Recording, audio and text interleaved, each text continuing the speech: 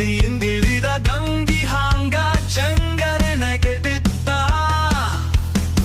ಮೈಯೊಳಗಿರುವ ಮೂಲಿ ಮೂಲಿಗೂ ಮೂಡಿ ಬಂದಿದ್ದ. ಹರಿಮುಡಿ ಗುಡಿ ನಡು